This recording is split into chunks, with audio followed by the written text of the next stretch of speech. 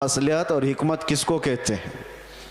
अगर नबी पाक सल्लल्लाहु ताला अलैहि वसल्लम की इज्जत पर बात करने को, खामोशी इख्तियार करने को मसलहत और हिकमत कहते हैं, तो ऐसी मसलहतों को हम लात मारते हैं।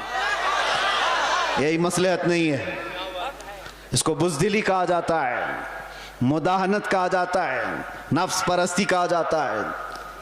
और अगर दुनिया इसको जुर्म कहती है तो ये जुर्म हम हर बार करेंगे, 100 बार करेंगे। अपने मुस्तफ़ा करीम सल्लल्लाहु ताला अलैहि वसल्लम से मोहब्बत का इजहार जुर्म अगर किसी को लगता है तो ये जुर्म तो हम शौक से करेंगे। ये किसी को लगता हो तो वैसे तो हकीकत में जुर्म है, लेकिन दुनिया ने आज देखा है कुछ वो लोग भी हैं जिनको आज ऐसे कीड़े काटे हुए हैं कि हम अपने नबी से मोहब्बत का इजहार करें तो भी जुर्म लगता है। अगर उनको ये जुर्म ना लगता तो आई लव मोहम्मद कहने पर किसी को केस नहीं करते। जुर्म तुम्हें लगता है, तुमने तो शायद 4-5 लोगों को ये कहते हुए सुना होगा, बंद कर दिया होगा, मजमे में आओ, हर बच्चा यही कह रहा होगा, बल्कि मौत तक तो हम यही कहते रहेंगे, ये हमारा ईमान है।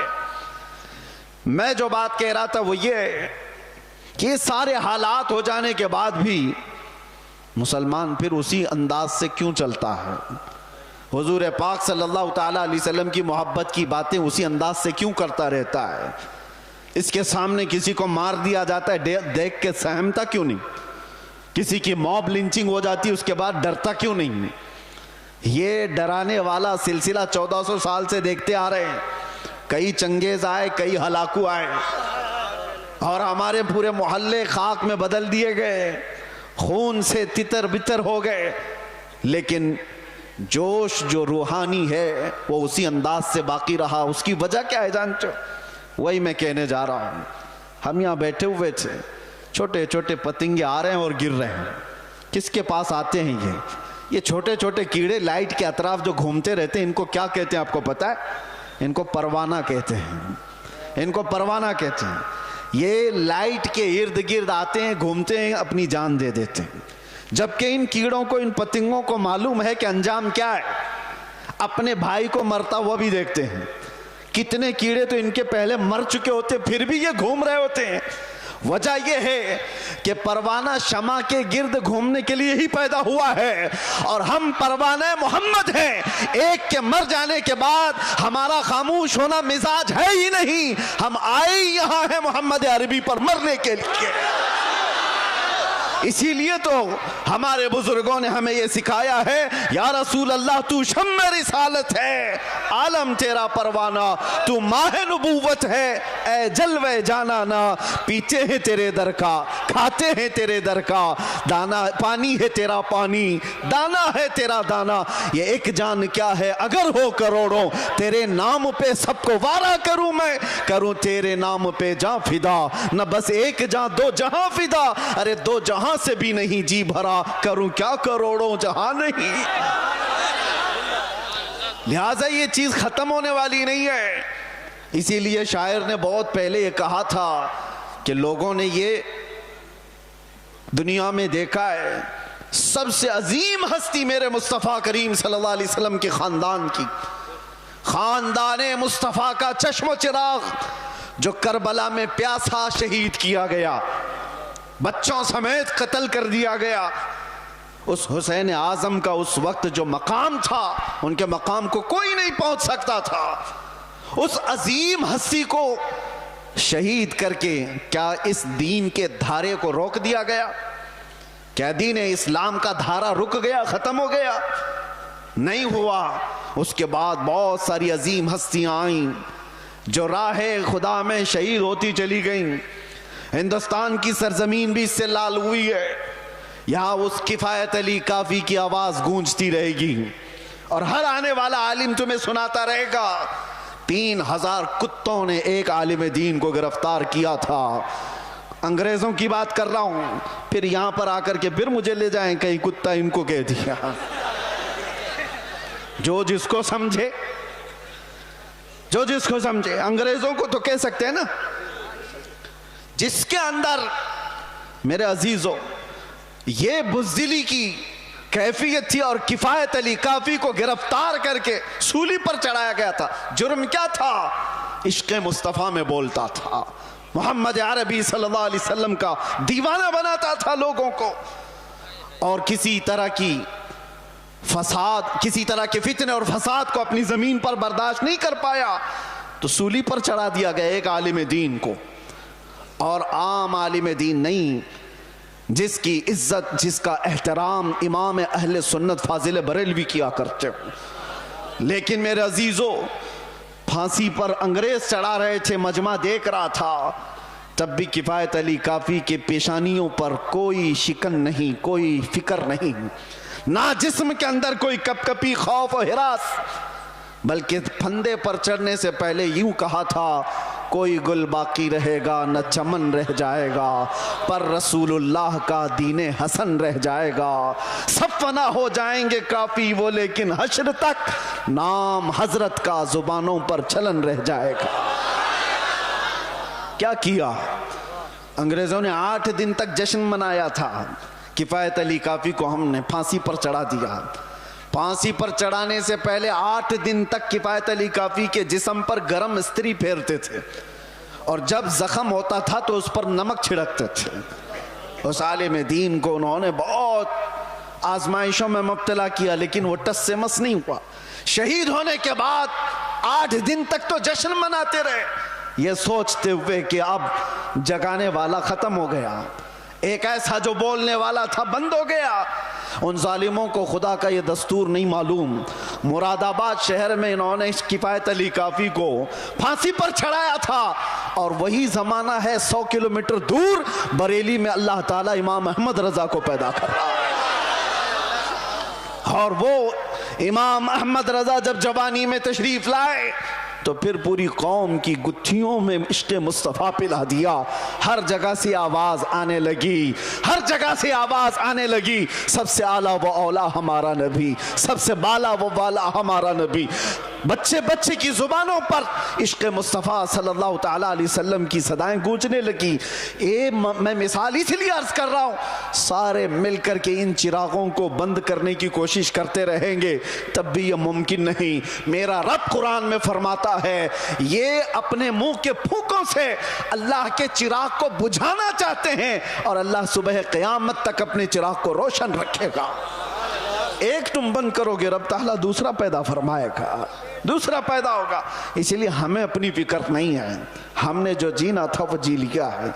मगर ऐ मुसलमानों, आपसे मैं ये गुजारिश करूंगा, इस जमाने में तुम्हारे लिए सबसे बड़ी दौलत, जिसका हर डाकू इंतजार में है लूटने के लिए, हर चोर तुम्हारे पीछे है छीनने के लिए, वो दौलत तुम्हारी टोपी, तुम्हारी दाढ़ी, तुम्हारे कुर्ते, तुम्हारे जुब्बे, तुम्हारे घर गाड़ी बंगले नहीं है। आला हजरत को सुनो, कहते हैं आंख से काजल साफ चुरा ले, यहां वो चोर बला के हैं, तेरी गठरी ताकी है और तूने नींद निकाली है। कौन सी चीज है जिसके सब चोर दुश्मन अतराफ में हैं? कौन सी चीज छीनना चाहते हैं? 100 साल पहले इकबाल ने भी इसका इशारा करके कहा था। अंग्रेज ये कहते थे, ये फाका कश मौत से डरता नहीं जरा। सबको पता है ये मौत से डरने वाली कौम है ही नहीं। हमारे कंधे पर कफन हुआ करता है। डर उसको हो जिसे लगे कि मौत के बाद अंधेरा अंधेरा अंधेरा। डर उस कौम को क्या लगे, इधर आंखें बंद हो उधर मुस्तफा का दीदार हो, उसे डर नहीं। दुनिया ये जानती है। तो अंग्रेज क्या कहते थे, ये फाका कश, भूखा रहता है, प्यासा रहता है, मौत से डरता नहीं जरा। कौन सी चीज है इसको जो निडर बनाई हुई है? कौन सी चीज है जो इसको बेखौफ बनाई हुई है? इकबाल कहते हैं, रूह मोहम्मदी इसके बदन से निकाल दो। वही कहता था अंग्रेज, रूह मोहम्मदी इसके बदन से निकाल दो। और आला हजरत भी वही कहते हैं, आंख से काजल साफ चुरा ले। आंख से काजल चुराने का मतलब क्या है? अरे ये डब्बी वाला काजल नहीं, एक मोमिन की आंख का काजल इश्क मुस्तफा हुआ करता है। मोहब्बत मुस्तफा अगर तुम्हारे पास है तो तुम्हारी आंखों का काजल है वो। और इसी के चोर अतराफ में घूम रहे हैं, इसी के चोर, इसी के डाकू। अब तो जमाना ऐसा आएगा कि लोग मुदाहनत पसंद ऐसे होंगे, मियाँ क्या जरूरत है ऐसी बातें करने की, क्या जरूरत है। याद रखना, ये तमाम मसलहत पसंदी को मैंने दूसरे मुल्कों में देखा है। सऊदी अरब के कई ऐसे इलाके जिन्होंने अपने बच्चों को मॉडर्नाइज करने के लिए ऑस्ट्रेलिया में, अमेरिका में बचपन से पढ़ाया, और वो बच्चे जहां से इस्लाम फैला है वापस आए हैं तो पूछते हैं हु इज द मोहम्मद किसका नाम है, कौन है? मुआज़ल्लाह रब्बिल आलमीन। अगर इसी अंदाज से जिंदगी जीने का सलीका रहा तो बच्चे यही सब चीजें सवाल करेंगे। इसीलिए मेरे मुस्तफा करीम सल्लल्लाहु अलैहि वसल्लम ने फरमाया था, अल्लिमू औलादकुम सलासा खिसालिन, अपनी औलाद को 3 चीजों सिखा करके जाना। हुब्ब नबीकुम, सबसे पहली चीज अपने नबी की मोहब्बत सिखाओ, और दूसरे नंबर पर मेरे आका फरमाते हैं वह हुब्ब अहली बैतिही, हुजूर के अहले बैत की मोहब्बत सिखाओ, वो तिलावत अल कुरान अल करीम, तीसरी चीज ये कि हर बच्चे को कुरान की तिलावत सिखा के जाओ। एक बाप की तरफ से अपने बच्चे को दिया गए ये 3 चीजें दुनिया की सबसे बड़ी नेमत है, सबसे बड़ा तोहफा है, सबसे बड़ा हदिया है। इसीलिए मेरे अजीजों, बार बार हम हर स्टेज से ये अलल ऐलान तुम्हें पुकार पुकार कर कहते हैं, हुजूर पाक सल्लल्लाहु तआला अलैहि वसल्लम के नाम पर कोई समझौता ना करो, कोई मसलहत पसंदी ना करो, कोई दबाव, कोई समझौता नहीं।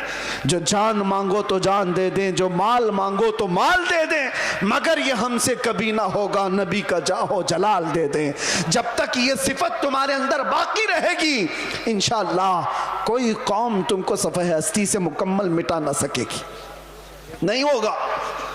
लेकिन एक बात और समझ के चलो, इकबाल की ये बात बहुत पक्की है, अगर इस रिश्ते से तुम दूर होते चले गए, जो मदीने से तार हमारे जुड़े हुए हैं इससे दूर होते चले गए, होगा क्या? उनके जो हम गुलाम थे, खल्क के पेशवा रहे। हुजूर के जब हम गुलाम थे, पूरी मखलूक के आका हम कहलाते थे। उनके जो हम गुलाम थे, खल्क के पेशवा रहे, उनसे फिरे जहां फिर आई कमी वखार में। जैसी ही हुजूर से चेहरा फेर लिया, दुनिया ने हमसे चेहरा फेर लिया, इज्जतों में कमी आई है। आपको क्या लगता है ये इज्जतें आज हमें जो इस मिंबर पर बैठने की मिली हैं, ये हमारी पगड़ियों से मिली है, ये हमारे जुब्बों की वजह से मिली है? इससे बेहतरीन लोग भी पहनते होंगे। हमें जो इज्जतें मिली हैं इन पगड़ियों से नहीं, वो नाम मुस्तफा की बरकत है। आबरूए मां ज़नाम मुस्तफास्त, इकबाल ने कहा था हम सब की इज्जत और आबरू हुजूर के नाम से वाबस्ता है। और अगर हुजूर पाक सल्लल्लाहु तआला अलैहि वसल्लम की इज्जत ही ना रही तो हम अपनी इज्जत का क्या करेंगे? हमारी कोई अपनी इज्जत नहीं। हमें दुनिया हुजूर पाक सल्लल्लाहु तआला अलैहि वसल्लम के गुलाम की हैसियत सी पहचान थी, और इस पहचान को जिंदा रखना ये हमारा फरीजा है। इस पहचान को बाकी रखने में हम हर कसर पूरी करें। इसीलिए मैंने कहा था अभी चंद दिनों कबल, आपके सामने दोहराता हूं, चंद दिनों पहले, वो तो मैं बाहर आने के बाद कैद से पहली मर्तबा बंगाल आपके सामने आया हूं, लेकिन आपको एक बात बता रहा हूं। अभी मैंने कहा अंग्रेजों के मुतालिक हमारी जुबान से निकल जाता है कुत्ते का लफ्ज, निकल जाता है, और सबको पता है। इसी बात पर मुझे 8 महीने अंदर रख दिया। मैं कहता हूं मेरे अजीजों, अलल ऐलान कहता हूं, दुनिया को सबको कहता हूं, अगर तुम्हें कहना है मुझे एक बार नहीं 1000 बार कुत्ता कहो, दरबारे रिसालत का, मोहम्मद अरबी का, हमें जरा बराबर भी फर्क नहीं पड़ेगा, बल्कि हम तो उसको दुनिया का सबसे बड़ा लक़ब समझेंगे, सबसे बड़ी इज्जत है। सगे तैबा सब मुझे कह कह के पुकारे बेदम, यही रखियो मेरी पहचान मदीने वाले।